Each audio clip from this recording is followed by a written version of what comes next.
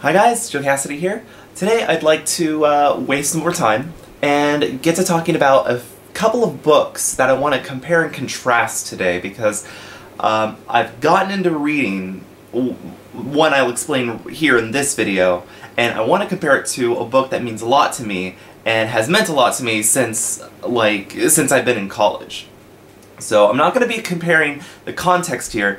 With this first book, I'm basically going to be giving my first impression.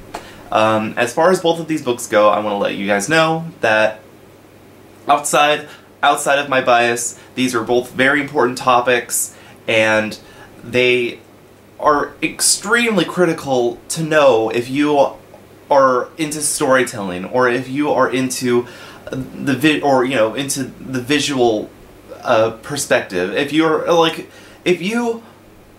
I'll get to it later. So, my first book is probably something more well known, especially nowadays, is one of Joseph Campbell's work, Hero with a Thousand Faces. I don't know if you can see past the glare, but this book. Okay, so if you guys don't know, Joseph Campbell, an extensive, I guess he's written a multitude focusing on the power of myth. And he has a list of books that center around it, the elements of storytelling, etc., etc. You can find the stuff on Wikipedia. Ever since his death, there has been the Campbell Foundation that have gone to recollect his works so that they can be known to the world and help educate. So, in this, one of his more, I guess, one of the more heard of works is when he talks about the formula that is the hero's journey. And if you don't know what that is, again, you can look on Wikipedia. But the hero's journey is supposed to be this subconscious human instinct of story. You know, if you look to myth, if you look to religious works, they focus on this set line of story. You know, he goes to compare, you know, the life of Buddha to the life of Jesus, and the stories of the Greek stories compared to stories all around the world. They all have a common, you know, a common formula, a common structure, and that is mostly the hero's journey. Or so he interprets. The problem I have with this book is that the way he writes. Now, I know this is going to sound petty, and I'm going to warn you, this is when I start getting into bias territory. I might be a dumbass. That may just be my problem, but this trying to read this book, like, it reminds me of how I used to write in high school. You know, the way that he tries to interpret, you know, this is something that you want to read. This is like college material. College and university material.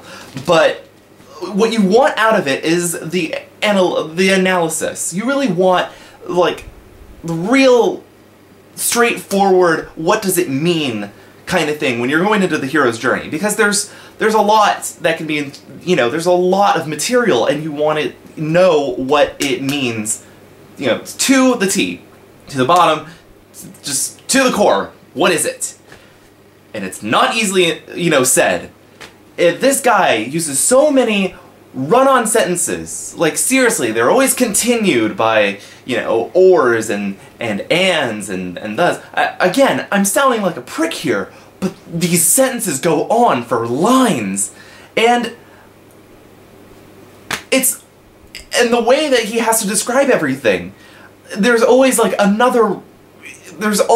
it's something that you have to have a dictionary on hand for every time you're reading something. You don't get it, you need to look it up, because this guy has like a thesaurus on hand, and he's just throwing in words in there.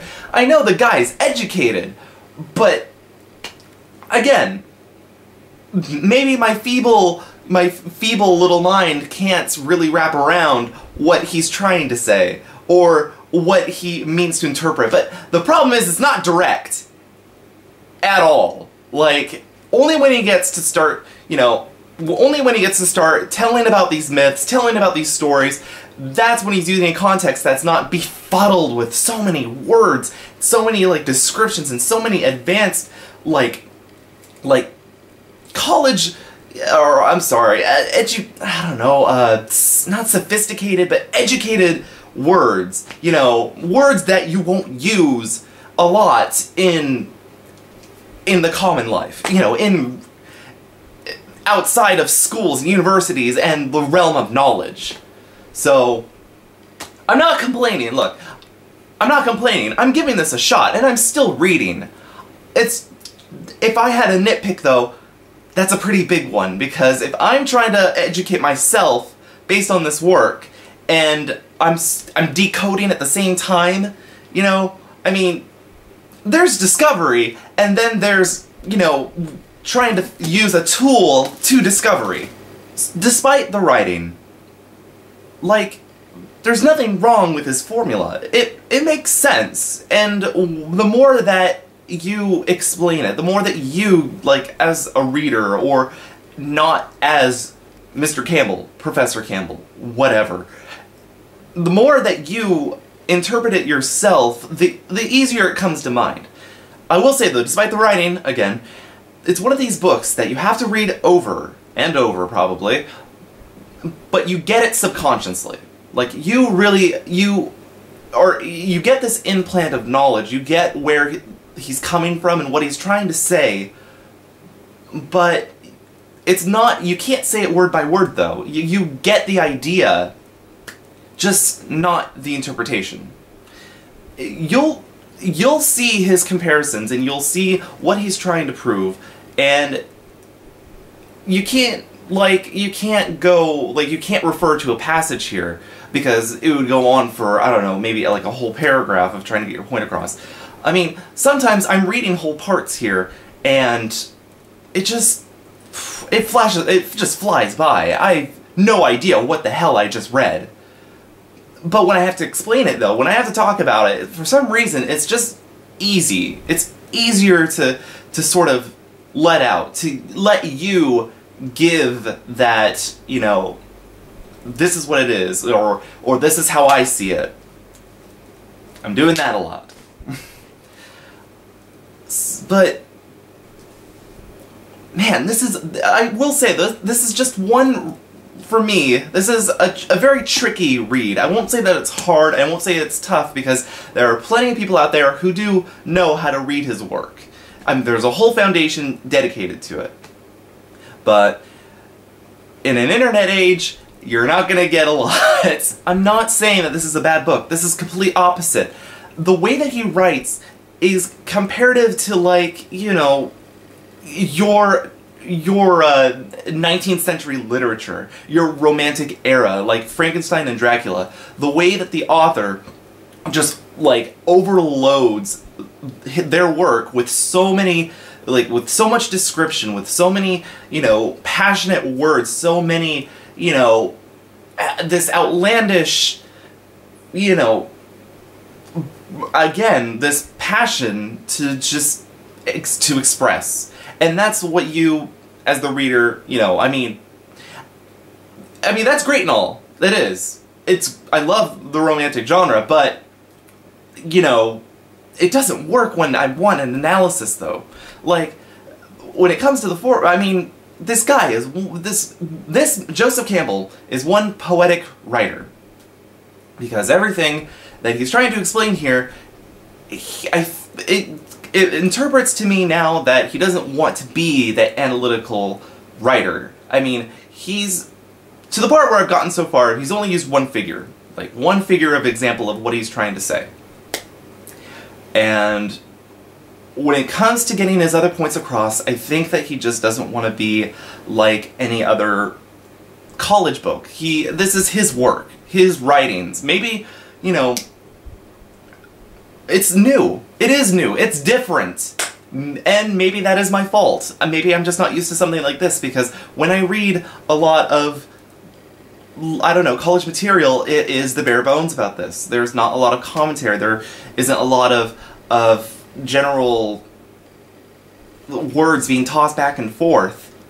And when it comes to using your words, or, you know, having the dictionary on hand, I can grasp it. But in this case, this is quite literally a maze in defining what the meaning is, to sort of play on his on one of his interpretive or one of his stories in the book. So, as far as The Hero with a Thousand Faces by Joseph Campbell, if you need to get past the whole plot arc, you know, that really crappy structure that you learned in high school with your, you know, you got your setting, and then you got the build up, and then you got your plot, and the resolution, and yeah, if you want to get past that, The Hero with a Thousand Faces is where it goes. If you like adventure, and if you want to make stories about, you know, about questing, if you want to see where the for me, I use this for my own fantasy genre. If you want to take your story to a next level, or if you want to really, you know, find something fresh, something that will get your mind going on what things mean, not just doing them because, but what they mean deep down, then this book will help. It will definitely have you thinking in a new light, but you gotta get past the puzzle first.